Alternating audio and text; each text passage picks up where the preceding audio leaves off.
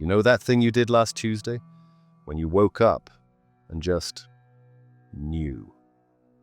The relationship was over. The job wasn't right. The old version of you was done. You didn't gradually come to that conclusion. You didn't work through it in therapy. You didn't build up to it with incremental insights. You went to bed one person. You woke up differently. Everyone acts like that's normal, like sleeping on it is just a saying. It's not. What happened while you were asleep wasn't processing or healing or subconscious problem solving. You quantum jumped. I know how that sounds. Stay with me. Because right now, in your body, electrons are doing something that shouldn't be possible. They're teleporting between energy states without traveling through space. One moment they're here. The next moment they're there. They never occupy the gap in between. And you've been doing the exact same thing your entire life.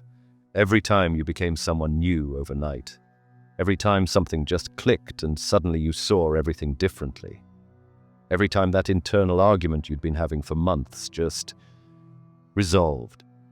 That wasn't gradual growth. That wasn't linear progress. That was a quantum jump in consciousness. And here's what's going to break your brain.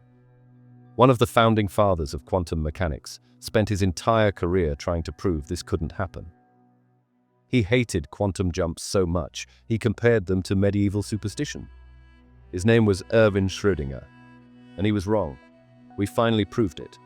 We caught quantum jumps mid-flight. We predicted them before they happened. We even reversed them. Which means the version of you that's whole, aligned, powerful, free. You don't have to slowly build toward it. It already exists, right now.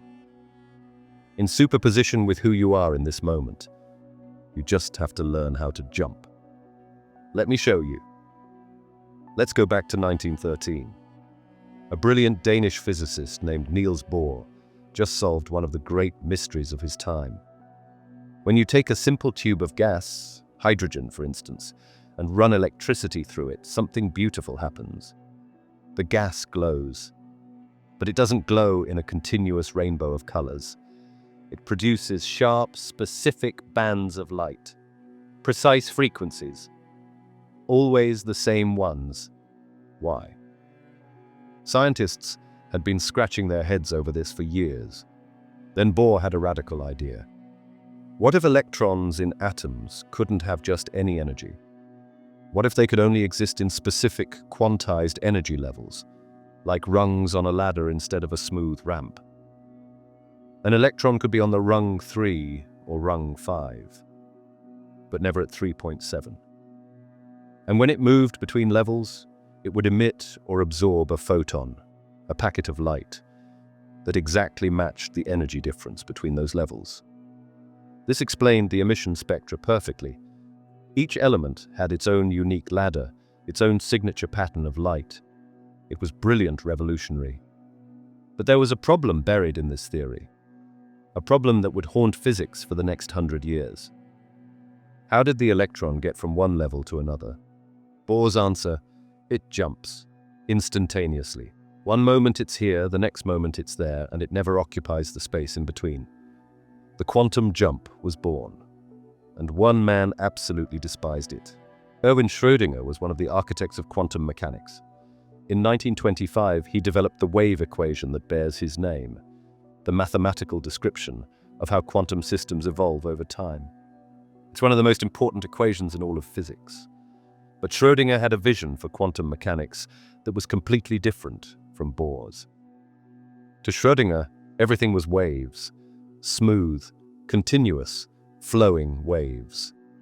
Electrons weren't particles jumping between discrete levels. They were wave patterns shifting between different modes of vibration, like the way a guitar string can vibrate at different frequencies. But the transition between frequencies is continuous, not instantaneous. Think about a drum. When you strike it at different points, you get different vibrational modes, different tones. Schrödinger argued that atomic electrons worked the same way. The so-called energy levels were just different resonance patterns. No jumps required. This wasn't just academic preference. Schrödinger found the idea of instantaneous jumps physically repulsive. It violated his intuition about how nature worked. It felt like giving up, like saying, "We don't understand this, so we'll just call it magic." In 1926, Schrödinger visited Bohr's home in Copenhagen. He was sick during the visit, bedridden with illness, and supposedly, Bohr sat by his bedside and argued with him about quantum jumps. Can you imagine? This poor man is trying to recover, and Bohr is there relentlessly making his case for the Copenhagen interpretation. Schrödinger finally told Bohr, "If we are still going to have to put up with these damn quantum jumps, I'm sorry that I ever had anything to do with quantum theory." That's how much he hated the idea. Schrödinger didn't give up. In 1952, 26 years after that bedside argument, he published a two-part essay with a provocative title, "Are There Quantum Jumps?" His answer, no. He compared quantum jumps to epicycles, the complicated circular motions that medieval astronomers invented to explain planetary motion in an Earth-centered universe. Epicycles worked mathematically. You could predict where planets would appear in the sky, but they weren't real. They were ingenious constructs of the human mind that masked our ignorance of the true system. Schrödinger argued that quantum jumps were the same thing, a mathematical convenience that would eventually be replaced by a proper understanding of continuous wave mechanics. He had a point that resonated deeply. He said, "We never experiment with just one electron or atom. In thought experiments, we sometimes assume that we do. This invariably entails ridiculous consequences." This was 1952, and he was right. At that time, we had never actually seen a single quantum jump. We'd only inferred them from observing large numbers of atoms behaving statistically. So, maybe Bohr was wrong. Maybe quantum jumps were just useful fiction. Maybe Schrödinger would be vindicated. Fast forward 30 years. By the 1980s, technology had advanced enough to do something previously impossible: trap and cool a single atom using lasers. One atom, isolated in space, held in place by carefully tuned beams of light. And in 1986, 3 different research teams did something extraordinary. They observed quantum jumps in individual atoms. Here's how it worked. Take a single atom, mercury or barium. It has multiple electron energy levels. Call them level 1, level 2, and level 3. Now bathe this atom in a laser beam precisely tuned to the energy difference between level 1 and level 2. If the electron is in level 1, it absorbs a photon from the laser and jumps to level 2. Then it immediately falls back down to level 1, emitting an identical photon in a random direction. This happens extraordinarily fast. In these experiments, the electron jumped between levels 1 and 2 about 100 million times per second. The atom glows, it fluoresces, it's beautiful. But here's the clever part. These atoms also have a third energy level, level 3, that's much more stable. An electron in level 3 might stay there for several seconds before decaying. So the researchers added a second laser, tuned to take the electron from level 1 to level 3. And something dramatic happened. The atom went dark. One moment it's fluorescing brilliantly, rapidly cycling between levels 1 and 2. The next moment, darkness. The electron jumped to level 3 and got stuck there. No more cycling, no more glow. Then, after several seconds, the electron decays from level 3 back to level 1, and the fluorescence starts again. On, off, on, off. The researchers watched individual quantum jumps happening in real time, and the timing appeared completely random, unpredictable, just as Bohr had said. Schrödinger was wrong. Quantum jumps were real. Or were they? Here's where the story gets even more interesting. Those 1986 experiments proved that quantum jumps occurred, but they couldn't answer deeper questions. Were the jumps truly instantaneous? Did the electron really teleport without passing through intermediate states? Or was Schrödinger partially right? Was there some continuous transition hidden beneath what appeared to be a discontinuous jump? And what about the randomness? If the jumps were truly random, why? What mechanism determined when they occurred? To answer these questions required even more sophisticated technology that didn't exist in 1986. But it exists now. And what we've discovered changes everything. Let me tell you about an experiment that was published just a few years ago. An experiment so precise, so sophisticated, that it finally settled the century-long argument between Bohr and Schrödinger. And the answer? They were both right, and both wrong. The experiment that stopped time. A team of researchers at Yale created what they called an artificial atom. Not a real atom, but a quantum system made of superconducting circuits that behaved exactly like an atom with 3 energy levels. The advantage? They could monitor this system with extraordinary precision. Far better than anything possible with real atoms. They set up the same 3-level system, a ground state, level 1, and 2 excited states, levels 2 and 3. They placed the artificial atom inside a microwave cavity, analogous to the laser beams in the earlier experiments, and then they watched closely. What they discovered was astonishing. First, the quantum jumps were not instantaneous. They took time. A few microseconds, incredibly brief but measurable. During that time, the system transitioned through intermediate states, exactly as Schrödinger had predicted. The jumps weren't teleportation. They were rapid but continuous transformations. But here's what blew everyone's mind. You could predict when a jump was about to happen. Just before each jump, the system started to behave differently.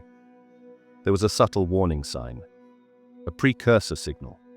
The researchers learned to recognize this signal. And once they could recognize it, they could predict with high accuracy that a quantum jump was about to occur. Remember, according to standard quantum mechanics, these jumps should be completely random, fundamentally unpredictable, no warning, no pattern.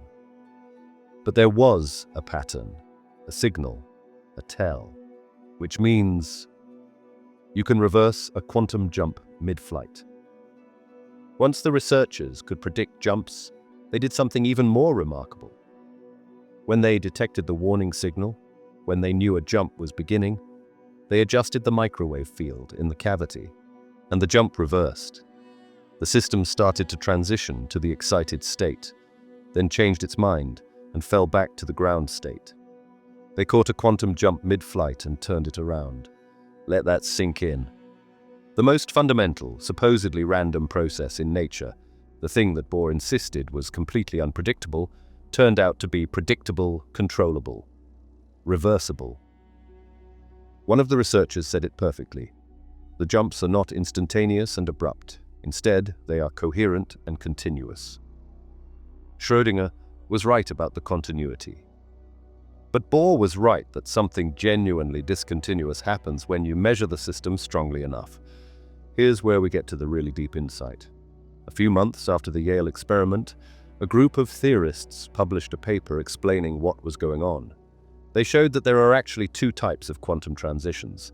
Type 1, smooth, predictable, reversible transitions.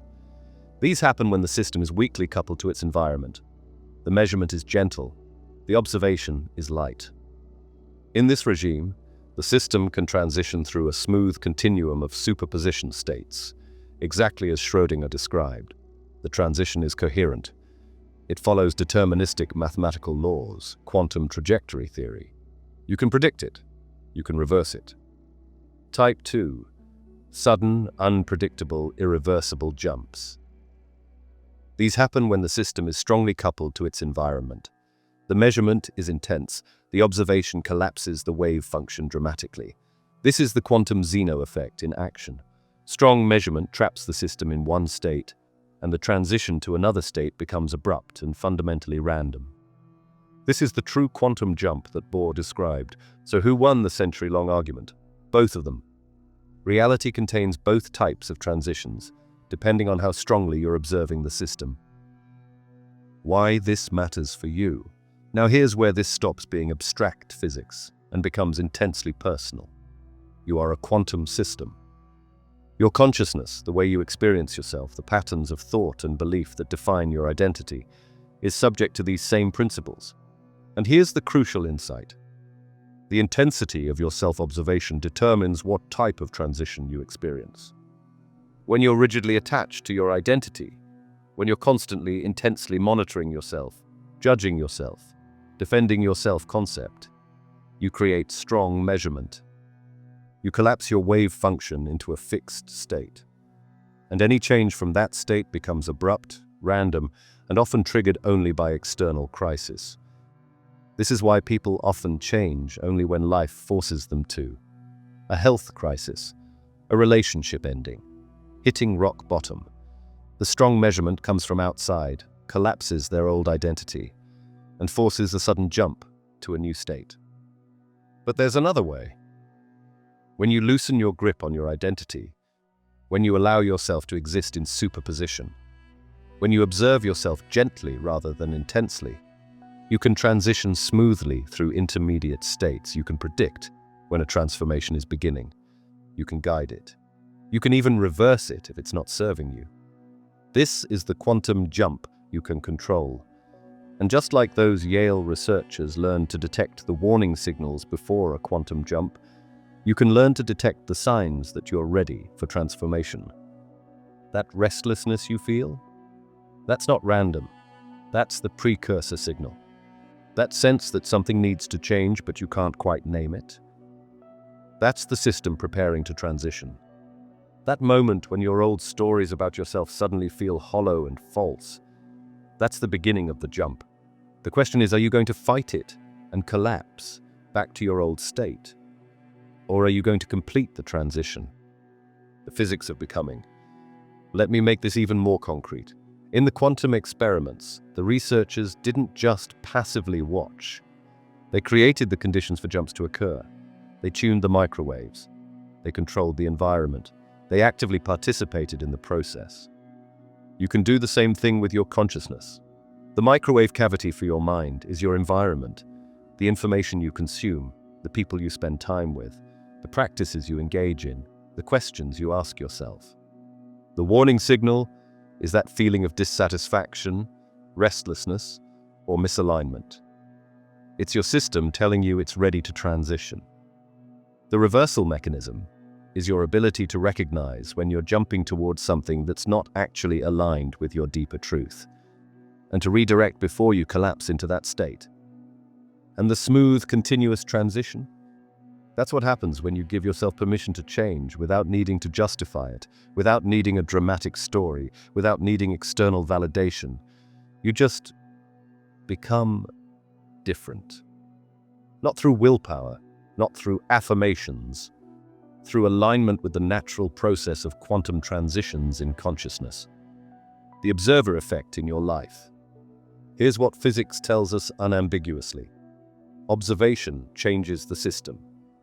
When you measure a quantum system, you don't passively record pre-existing information. You actively participate in determining what state the system is in.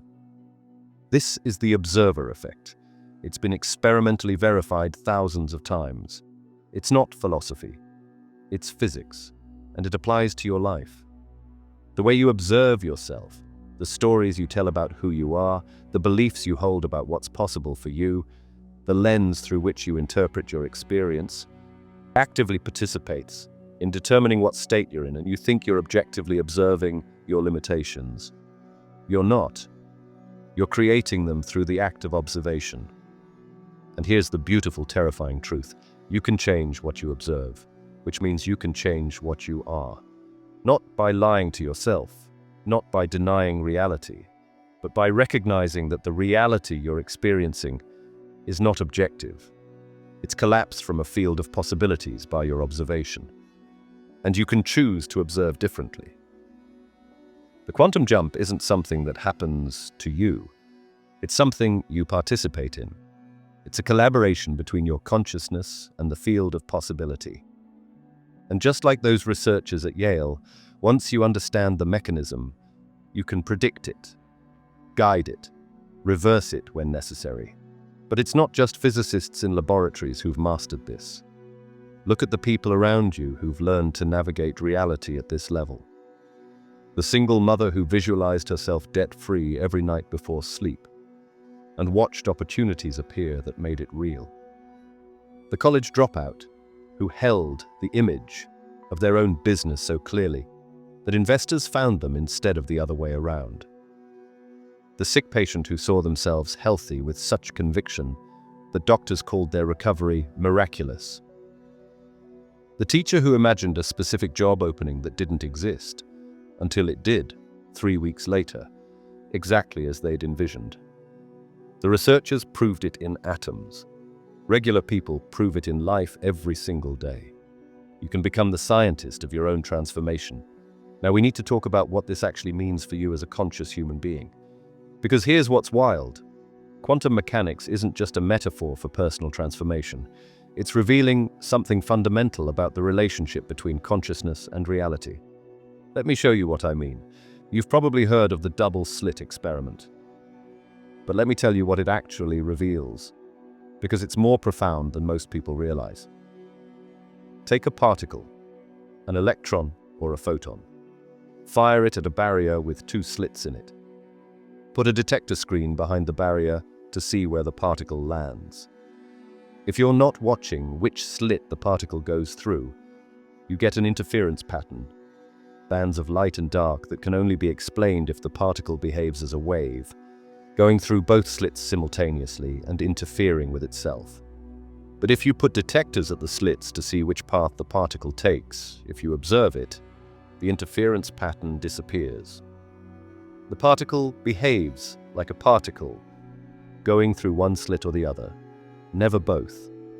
Same setup, same particle, different outcome based solely on whether you're observing. Here's what this tells us. Reality exists in a fluid, undetermined state until consciousness interacts with it. The act of observation, of conscious awareness focusing on something, collapses the wave of possibilities into a fixed actuality. Not observation by a machine. That's been tested. A machine recording information doesn't collapse the wave function unless and until a conscious observer looks at the machine's data. Consciousness itself appears to be the collapsing mechanism. What this actually means. The standard interpretation of quantum mechanics, the Copenhagen interpretation, says that before measurement, quantum systems exist in superposition. Multiple states simultaneously. All possibilities at once. Only when observed does the system choose a specific state. Now apply this to your life. Before you consciously observe your situation, before you decide what it means, what story you're telling about it, what beliefs you're bringing to it, it exists in a kind of superposition. Multiple possible interpretations, multiple possible futures branching from this moment. Your conscious observation collapses that field of possibility into one specific experience. You think you're observing what's real. You're actually determining what becomes real. The split between conscious and subconscious. Here's where we need to get more nuanced, because there's a crucial distinction between your conscious mind and your subconscious mind. Your conscious mind is what you're aware of right now. Your thoughts, your intentions, your stated beliefs. Your subconscious mind is the vast infrastructure of automatic beliefs, learned patterns, emotional associations, and survival programming that runs beneath conscious awareness. And here's the problem. Your conscious and subconscious minds are often observing reality completely differently. Consciously, you might observe yourself as worthy of love and success. Subconsciously, based on childhood experiences, past failures, absorbed cultural messages, you might be observing yourself as fundamentally deficient and destined to struggle. Guess which observation is stronger? The subconscious, every time. Because the subconscious is the deeper measurement, it's the foundation, it's the ground state. This is why positive thinking often doesn't work, why affirmations can feel hollow, why you can consciously want something desperately and still not manifest it. There's a disagreement between your conscious and subconscious observation, a misalignment between the different layers of your consciousness. And when your consciousness is divided against itself, you can't collapse the wave function cleanly. You create contradictory measurements that cancel each other out, or create chaotic interference patterns in your life. Let's go deeper. I want you to see your consciousness itself as a quantum system with multiple possible states. Right now, you exist in a superposition of possible selves. The version of you that's healthy, energized, and taking care of your body. The version of you that's stressed, depleted, and neglecting your health. The version of you that's authentic, aligned, and expressing your truth. The version of you that's performing, people-pleasing, and hiding your real self. The version of you that's abundant, creative, and trusting life. The version of you that's scarce, blocked, and defending against loss. All of these versions exist as possibilities within you right now.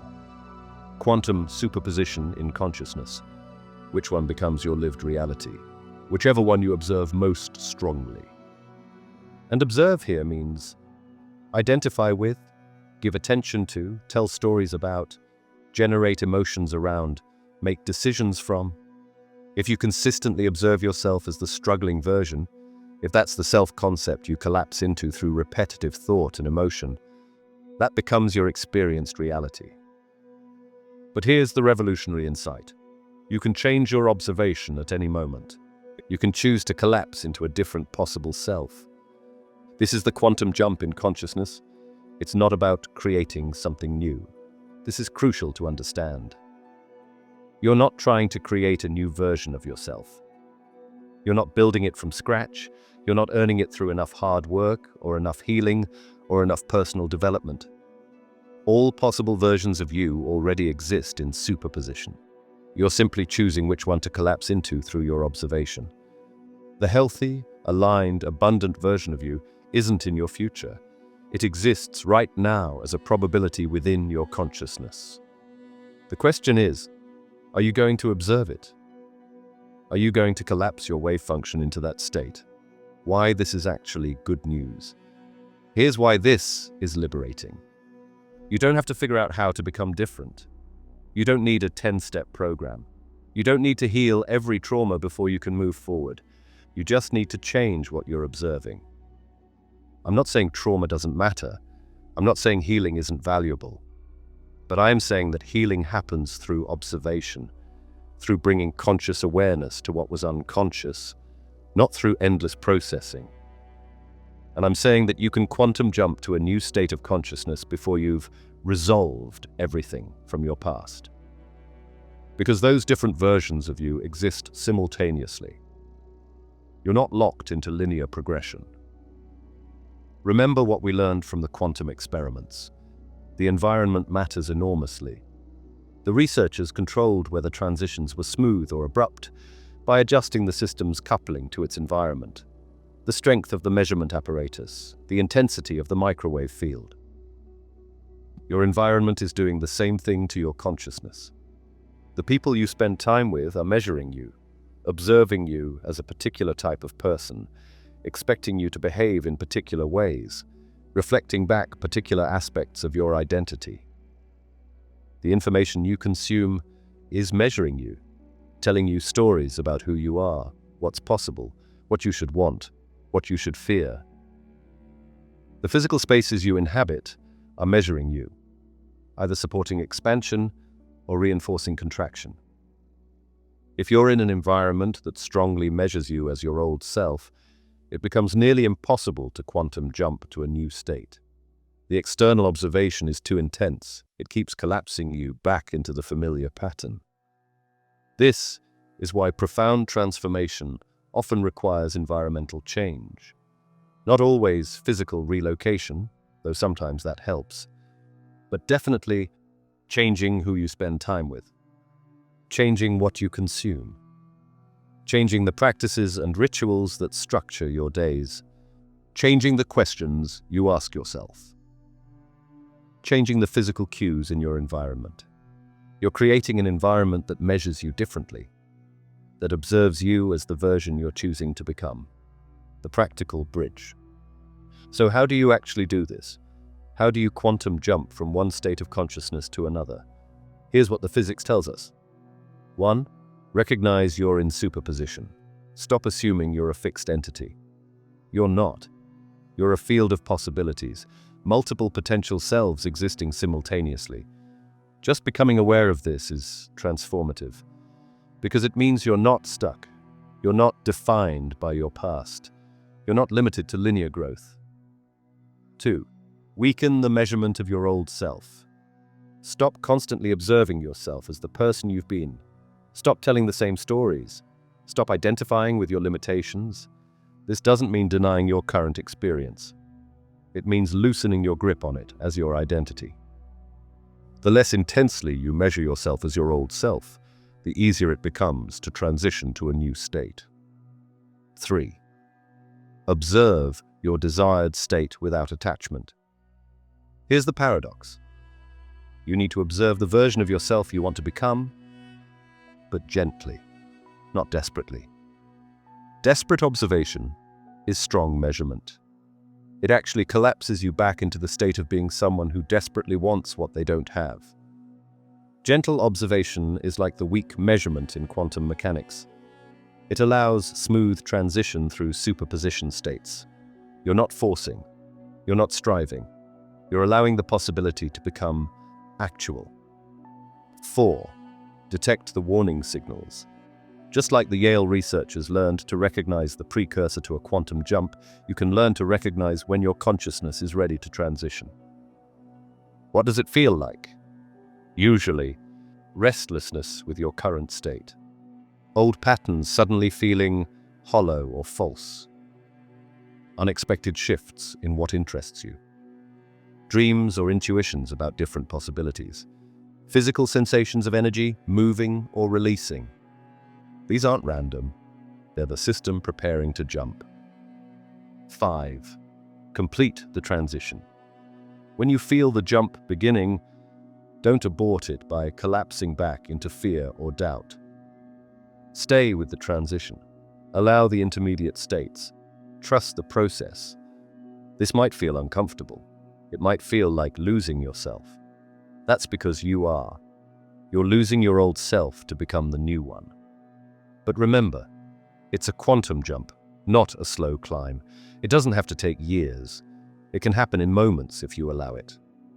Now we need to go deeper into why most attempts at transformation fail. Because here's the truth.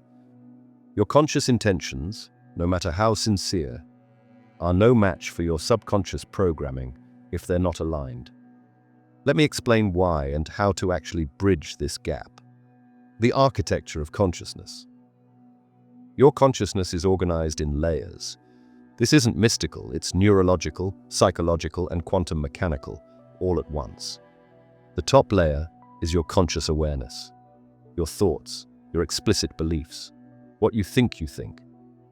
But beneath that is a vast infrastructure, your subconscious mind. This includes automatic beliefs formed before age 7, before your critical thinking developed. Emotional associations created by painful or powerful experiences. Survival patterns inherited from ancestors. Yes, trauma can be inherited epigenetically. Cultural programming absorbed without conscious consent. Patterns learned from early attachment relationships. Decisions you made about yourself in moments of pain or fear. This subconscious layer is doing most of the observation. It's the primary collapsing mechanism for your quantum reality. The problem with positive thinking. Here's why just thinking positive thoughts doesn't work. You're trying to change the observation at the conscious level, while the subconscious level is still making a completely different observation. It's like trying to change the outcome of the double-slit experiment by thinking different thoughts, while the detector is still measuring which slit the particle goes through. The detector wins. Every time. Your subconscious is the detector. And until you change what it's measuring, your conscious intentions are just noise. This is why you can consciously want a loving relationship while subconsciously believing you're unworthy of love. Consciously desire abundance while subconsciously associating money with danger or corruption. Consciously commit to health while subconsciously using illness as a way to get needs met. Consciously pursue authenticity while subconsciously believing your real self is unacceptable. The subconscious observation collapses your reality into alignment with its beliefs, regardless of what you consciously want. Reality as a mirror. Here's a framework that's incredibly useful. See your external reality as a perfect mirror of your subconscious mind. Not your conscious thoughts, your subconscious contents. Everything you repeatedly experience, especially the patterns that feel frustratingly persistent, is showing you what your subconscious believes to be true. This can be confronting, because it means taking radical responsibility. It means accepting that the reality you're experiencing isn't happening to you. It's being generated by you, at a level beneath conscious awareness. But it's also empowering, because if your subconscious is creating your reality, then changing your subconscious changes your reality. You don't have to fight external circumstances. You have to change the internal observation.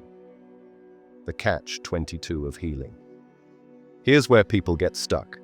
They look at their external reality, see all the evidence that they're broken or limited or unworthy, and that observation reinforces the subconscious belief. Reality confirms the belief. The belief creates reality. Round and round. You see yourself struggling financially and you think, see, I'm not meant to be abundant, this is proof. But the struggle is being generated by a subconscious belief in scarcity. And now your conscious observation of the struggle is strengthening that subconscious belief. You're measuring yourself as struggling, which collapses you more firmly into the struggling state. So how do you break the cycle? Quantum jumping the subconscious. Remember what we learned. There are two types of quantum transitions. Type 1 is smooth, predictable, and controllable, when you're weakly measuring the system. Type 2 is abrupt, random, and often traumatic, when you're strongly measuring the system. Most people change only through type 2. A crisis forces them to quantum jump. They hit rock bottom. Something breaks. The old identity collapses suddenly, and they're forced into a new state. But there's another way. You can engineer type 1 transitions in your consciousness by learning to measure yourself more gently. Here's how. Step 1. Excavate the subconscious belief. You can't change what you're not aware of. The first step is making the unconscious conscious. How do you do this? Look at the patterns in your external reality. They're showing you your subconscious contents. If you keep attracting partners who abandon you, there's a subconscious belief about abandonment. If you keep self-sabotaging right before success, there's a subconscious belief that success is dangerous. If you keep struggling with health issues despite trying everything, there's a subconscious association between illness and safety or love. Ask yourself, what would I have to believe for this pattern to make sense? Not what do I consciously believe? What would my subconscious have to believe? Usually you'll find beliefs like, I'm not enough.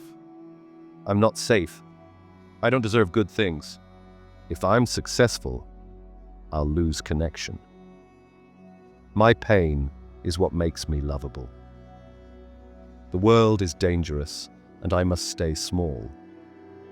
These beliefs were formed for good reasons, usually to keep you safe in circumstances where you genuinely weren't safe. Your subconscious was protecting you, but they're no longer serving you. Step 2. Understand the positive intent. This is crucial.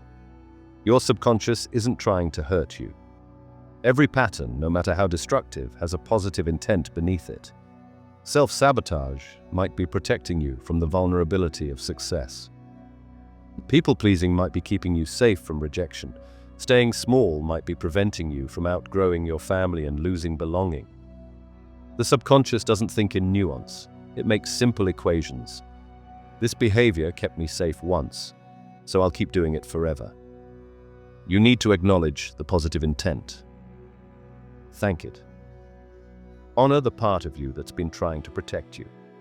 Because if you just try to override it or eliminate it, you'll create internal war. And the subconscious always wins internal wars. It's stronger, it's faster, and it controls your autonomic nervous system. Step 3. Update the information.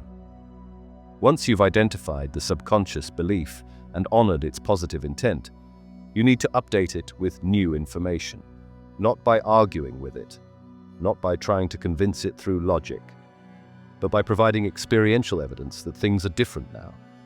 The subconscious learns through experience, not through thinking.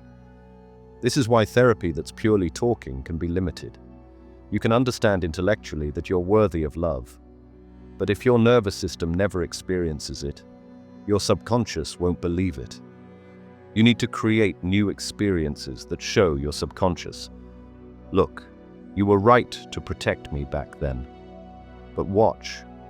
I can be visible now and stay safe. I can be successful now and keep a connection. I can be authentic now and still be loved. Small experiments, tiny risks, gentle exposures to the thing you've been avoiding. Each time you survive, each time the feared catastrophe doesn't happen, you're updating the subconscious programming. You're changing the observation at the deepest level. Step 4.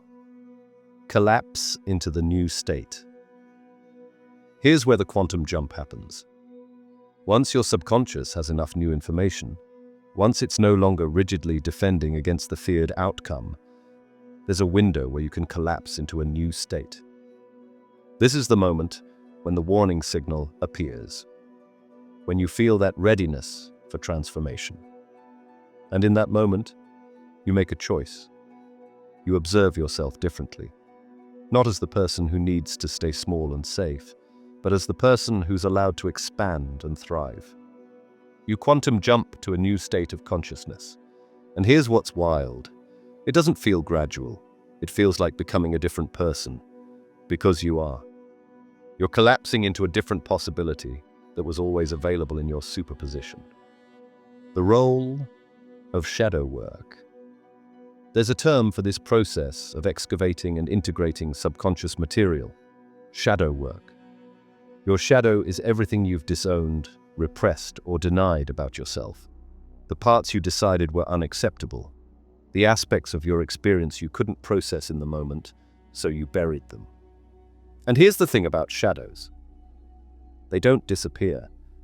They just operate beneath conscious awareness, generating patterns and behaviors you don't understand. Every limitation in your life has a shadow component. Some part of you that you've rejected, some aspect of your experience you haven't fully metabolized. And that unresolved material creates drag. It keeps collapsing your wave function back into old patterns. Shadow work is the process of bringing light to these hidden aspects. Not to judge them or eliminate them, but to see them, understand them, and integrate them back into wholeness. When you reclaim your shadow, you reclaim your energy. You stop fighting yourself. Your conscious and subconscious observations align, and when that alignment happens, quantum jumping becomes effortless. Because you're no longer divided, you're whole. And from that wholeness, transformation isn't something you have to force. It's something that naturally emerges. The alignment state. The ultimate goal isn't just to quantum jump to a new egoic identity. It's to quantum jump into alignment with your soul, the deepest, truest essence of who you are beneath all the conditioning. Your soul is the part of you that existed before you learned to be ashamed, before you developed defense mechanisms, before you took on others' expectations as your own.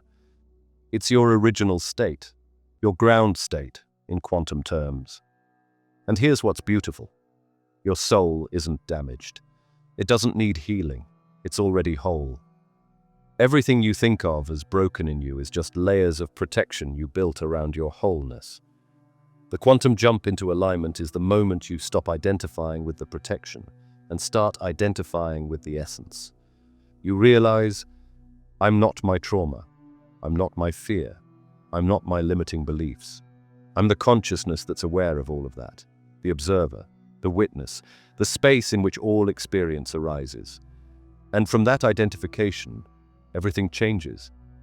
Because now you're observing from your soul rather than from your wounded ego. And your soul observes possibility, not limitation. It sees your inherent worthiness, not your deficiency. It knows your power, not your brokenness. When your soul becomes the primary observer, you collapse into realities that reflect that truth. This is the quantum jump that changes everything.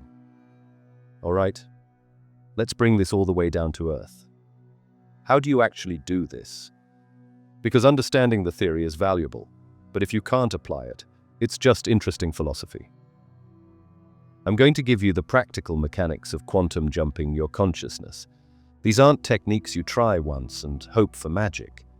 They're practices that change your relationship to yourself and reality until the jump becomes inevitable.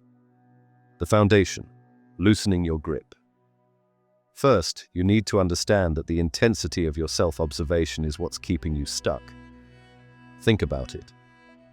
How many times a day do you check in on yourself to see if you're still the person you think you are? You monitor your thoughts. You judge your feelings. You assess whether you're being good enough, productive enough, lovable enough. This constant self-surveillance is strong measurement.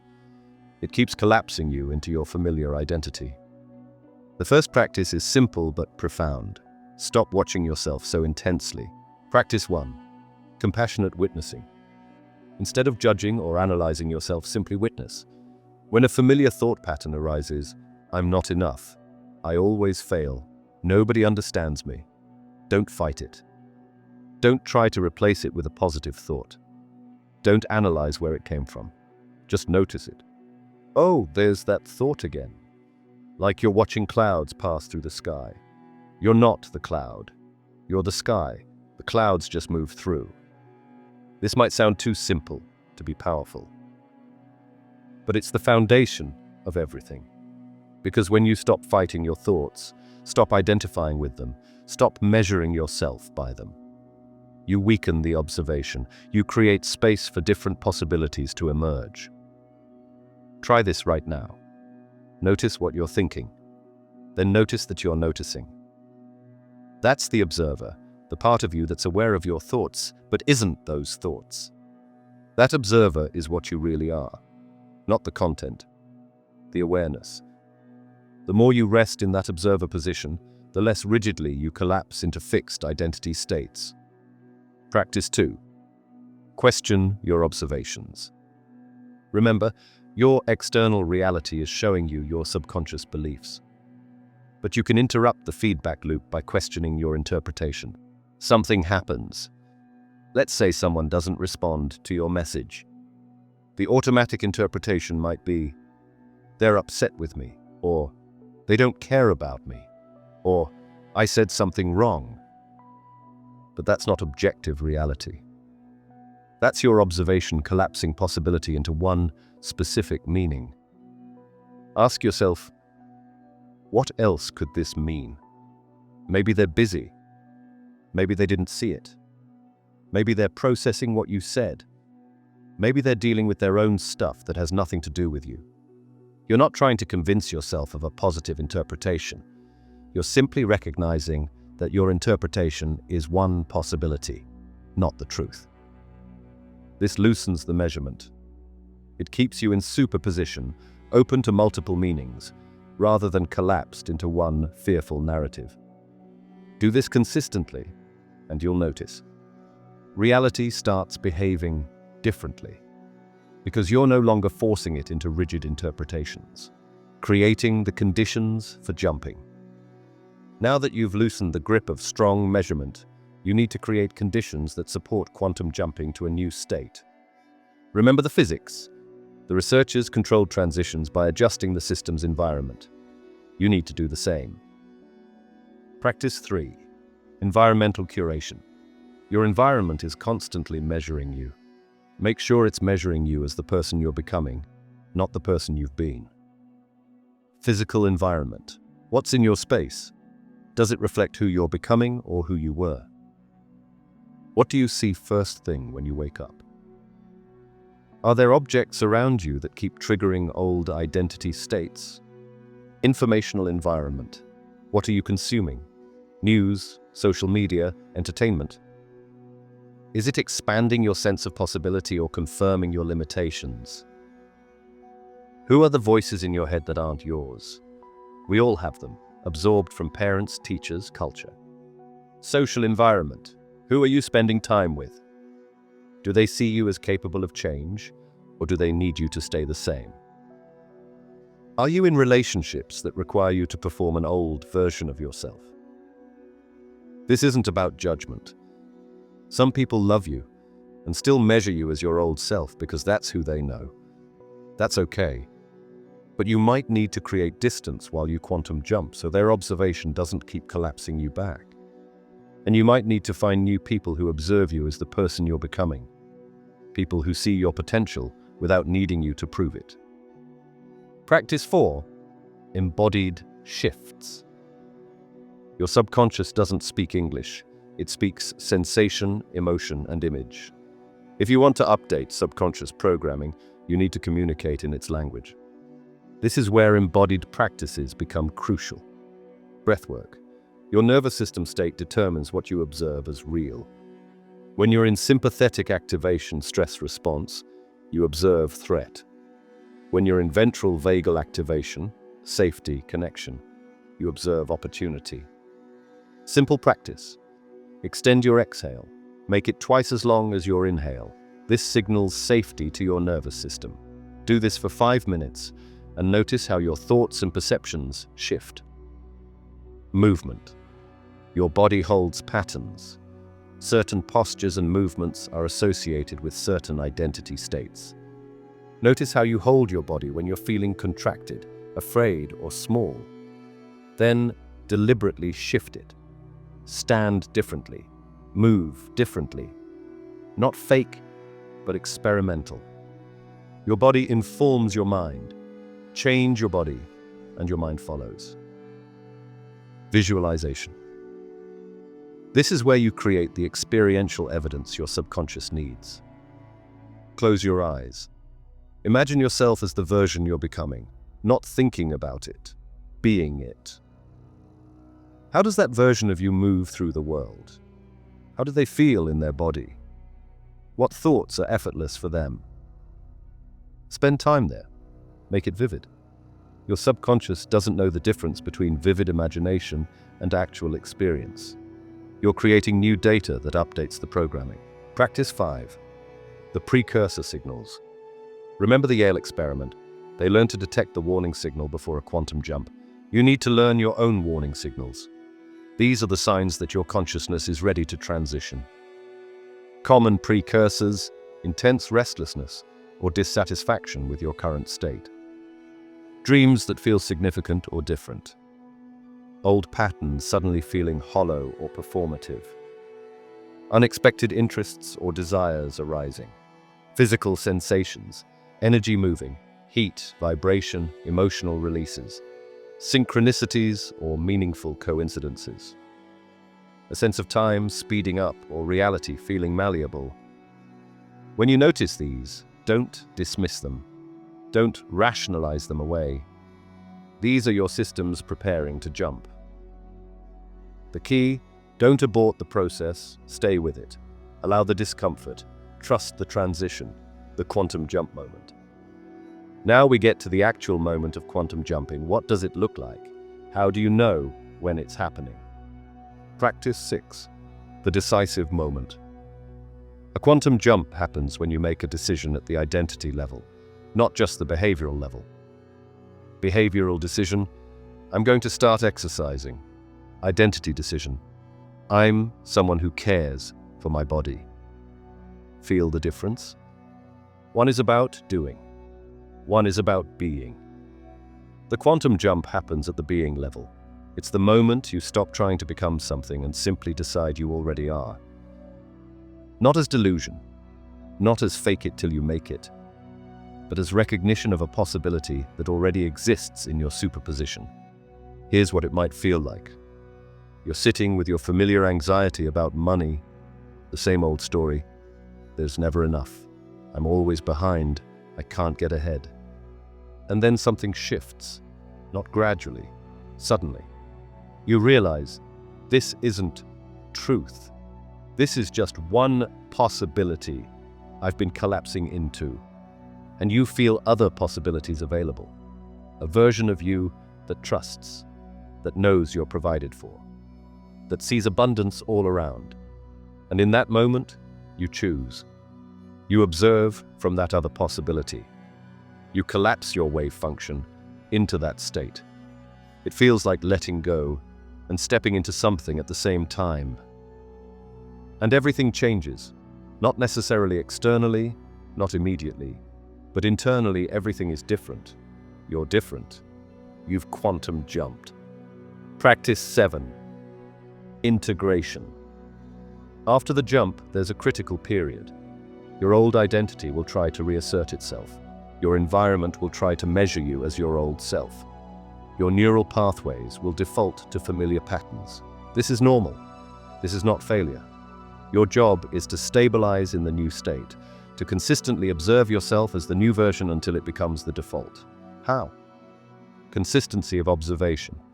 Every day, multiple times a day, consciously observe yourself as the person you quantum jumped into being. Not affirming, not trying to convince yourself, simply noticing, this is who I am now.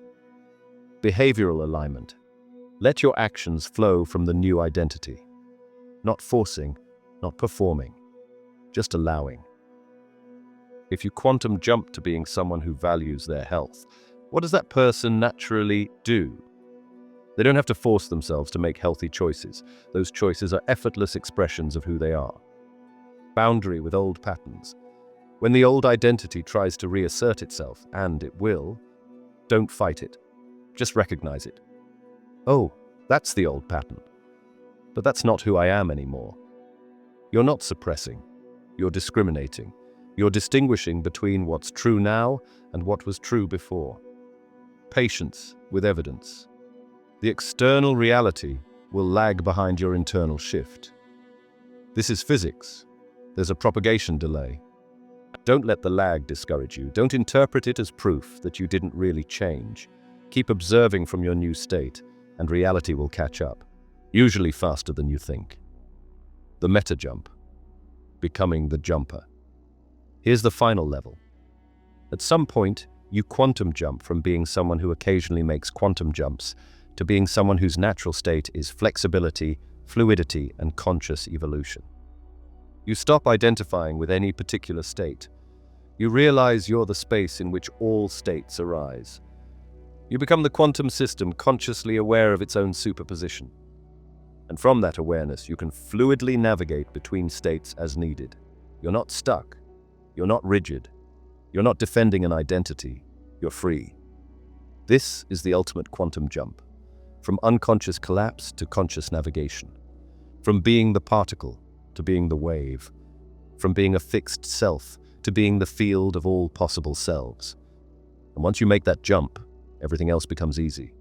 Because you're no longer trying to change from a place of deficiency. You're choosing from a place of wholeness. You're not manifesting what you don't have. You're selecting which possibility of the infinite possibilities you already contain you want to make actual. That's the difference. That's the revolution. That's what quantum mechanics has been trying to tell us all along. Nothing is fixed. Everything is possible. You are the observer who determines what becomes real.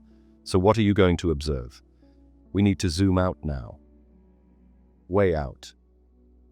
Because what we've been talking about isn't just personal development. It's not just psychology or even neuroscience. It's the fundamental nature of reality itself. And once you see this, you can't unsee it. What Einstein knew. Albert Einstein had fierce debates with the quantum physicists of his time. His famous line, "God does not play dice with the universe," was his objection to the randomness at the heart of quantum mechanics. But Einstein wasn't just being stubborn. He was pointing at something profound. He believed in something he called local realism, the idea that physical properties of objects exist independently of observation, and that influences can't travel faster than light. Quantum mechanics violated both these principles. Entangled particles influence each other instantaneously across any distance. Properties don't exist until measured. The observer and the observed aren't separate. They're entangled. Einstein designed thought experiments to prove quantum mechanics must be incomplete. There must be hidden variables, information we're not seeing that determines everything. And for decades, it seemed possible he was right. We couldn't definitively prove it one way or the other. Until 1964, when physicist John Bell developed a theorem that could test whether hidden variables exist. And then, in the 1980s, Alain Aspect and his team performed the experiments. The result? No hidden variables. Reality really is fundamentally indeterminate until observed. Einstein was wrong. But here's what's beautiful. In being wrong, he helped us discover something far more profound than he imagined. Reality isn't a deterministic machine running on hidden clockwork. It's a participatory dance between consciousness and possibility. The universe is doing what you're doing. Stay with me here, because this is where it gets wild. We've been talking about quantum mechanics at the level of particles, electrons, photons, atoms. And then we've been applying those principles metaphorically to consciousness and personal transformation.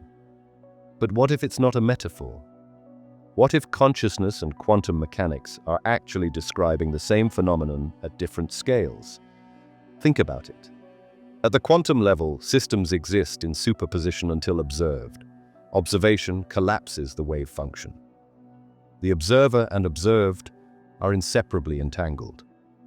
At the consciousness level, your possible selves exist in superposition until you observe yourself. Your observation collapses your identity. Your consciousness and reality are inseparably entangled.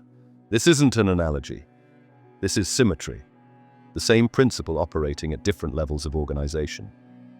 The Hermetic philosophers had a principle: as above, so below, as within, so without.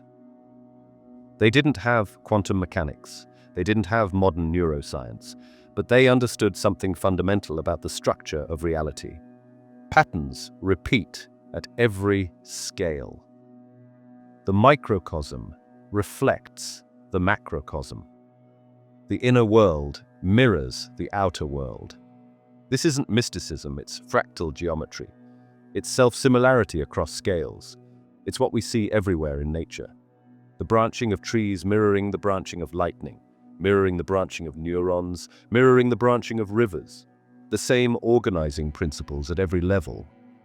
And the organizing principle that quantum mechanics reveals is this: consciousness collapses possibility into actuality. At the particle level, at the human level, at the cosmic level. The universe isn't a dead machine that somehow produced consciousness as an accident. Consciousness is the collapsing mechanism by which the universe actualizes itself. You're not in the universe. You're not a passive observer of reality. You're the way the universe observes itself into existence. Physicist John Wheeler coined the term participatory universe to describe this relationship. He argued that the universe doesn't exist out there, independent of observation. It exists as a vast field of quantum possibilities, a superposition of every possible history and every possible future. And conscious observers, you, me, everyone, are the mechanism by which possibilities become actualities. Every observation is an act of creation. Every choice is a quantum jump that determines which branch of possibility becomes real. You're not discovering a pre-existing universe. You're participating in creating it moment by moment. Wheeler put it beautifully. We are participators in bringing into being not only the near and here, but the far away and long ago. Read that again. Even the past isn't fixed until observed.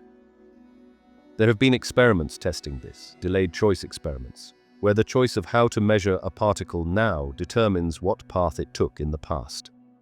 Time itself is participating in this quantum dance. The choice point. Here's what this means for your life. You stand at a choice point every moment. Not just about what to do, about who to be, about what reality to collapse into. And this choice isn't happening against the backdrop of a fixed universe. This choice is the universe evolving. When you quantum jump to a new state of consciousness, you're not just changing your personal experience, you're changing the texture of reality itself for everyone connected to you. This is why Gandhi said, "Be the change you wish to see in the world," not as a nice sentiment, as literal truth. You can't change the world out there. There is no world out there independent of observation. But you can change your observation, which changes what world you collapse into, which changes the world everyone else experiences through you. Quantum entanglement means particles that have interacted remain connected. Measuring one instantaneously affects the other, regardless of distance. You are entangled with everyone you've ever interacted with. Every conversation, every relationship, every passing moment of shared presence creates entanglement. And because you're entangled, when you quantum jump, the effects ripple through the entanglement web. Remember the butterfly effect? That old idea that a butterfly flapping its wings in Brazil could cause a tornado in Texas. Scientists used to think it was just a metaphor, but quantum entanglement proves it's literally how reality works. You're not a butterfly, you're a node in a vast interconnected web. And when you shift, everything connected to you shifts. People in your life who've never heard of quantum mechanics will suddenly start behaving differently around you. Not because you're manipulating them, because the system, the relational field, has changed state. Your transformation is never just personal, it's systemic. This is the real mechanism behind what people call raising your vibration, being the change, or holding space. You're not doing something to the people around you. You're changing your state within an entangled system, and the whole system reorganizes. This is empowering, and it's heavy, because it means you're responsible, not guilty, responsible, able to respond. You're not responsible for everything that happens. You're not personally creating wars or famines or other people's choices, but you are responsible for your observation, your state, your contribution to the collective field. And that contribution matters more than you've been taught to believe. The modern worldview says you're insignificant. One person among billions.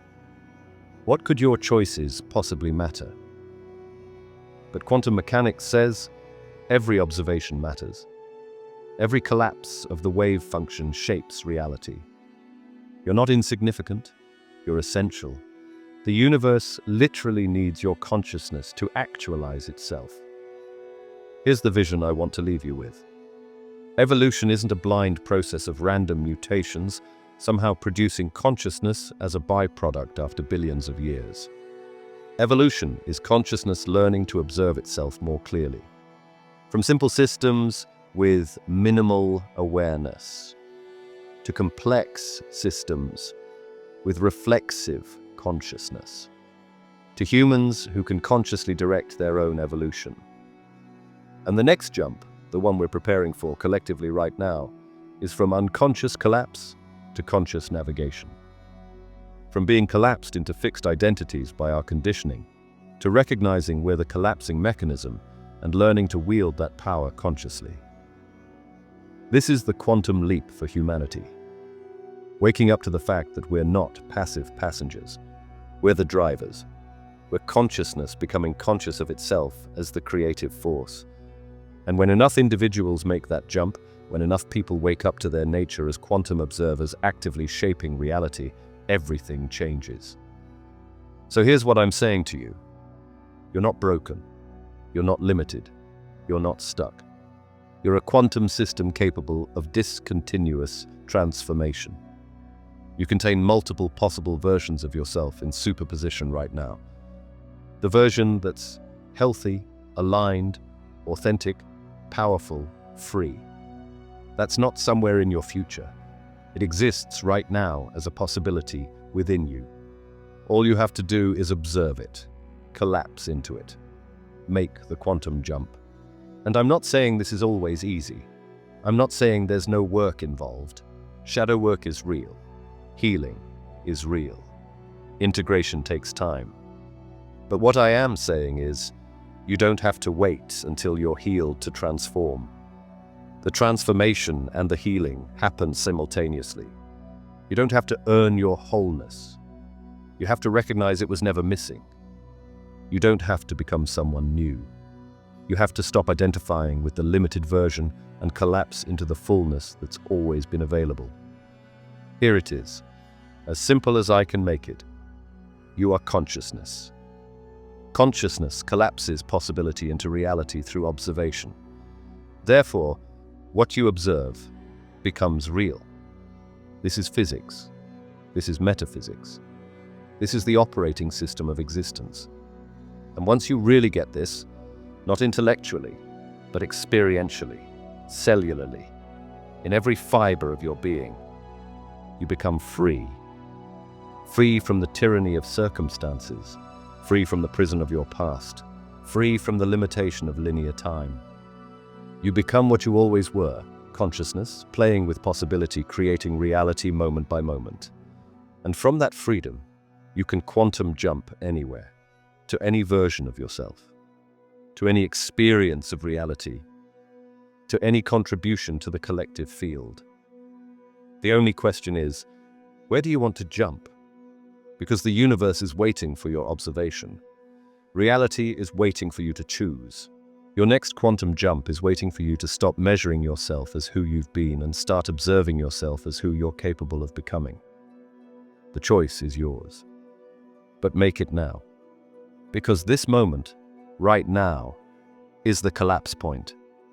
This is where possibility becomes actual. This is where you quantum jump. Welcome to your new reality. And you already know this is true. You felt it your entire life. Those moments when everything shifted, when you became someone new overnight, when reality rearranged itself around a single realization. You've been quantum jumping since you were born. You just didn't have language for it. Now you do. And now you can do it consciously, intentionally, whenever you're ready. Not by forcing, not by earning it, not by healing every wound first, by recognizing that you exist in superposition right now. Multiple possible versions of you, all equally real, waiting for you to choose. And the choosing happens through observation. What you observe about yourself at the deepest subconscious level is what you collapse into. So observe differently. Stop measuring yourself as broken, as limited, as stuck. Observe yourself as whole, as capable, as free, not as affirmation, as recognition of what's already true in the quantum field. The scientists proved it's possible. The experiments demonstrated it. The mechanism has been revealed. Particles of matter can teleport between states without occupying the space in between. And so can you. You don't have to climb your way from here to there. You can jump right now. Today. Because the version of you that you're trying to become, it already exists. You're not building it. You're collapsing into it. And the moment you really choose, at the identity level, not the behavioral level, everything shifts. The jump happens. And then reality catches up. People respond differently. Opportunities appear. Your body feels different. Your energy changes. Not because you manifested it, because you quantum jumped and physical reality is reorganizing to match the new observation. This is physics. This is how consciousness works. This is the mechanism. So stop waiting. Stop preparing. Stop earning. The universe doesn't need you to be ready. It needs you to choose. Choose now. Observe differently. Collapse into the version of you that's already whole. Quantum jump. And if you made it this far, comment quantum below. I want to know you're here. I want to know this landed. Because here's the truth, I love making these, diving into the physics, connecting it to consciousness, showing you the mechanism that's been hidden in plain sight your entire life. This is what I'm here for. And if you want more, if you want me to keep going deeper into how reality actually works, how consciousness shapes matter, how you can use this knowledge to transform your life.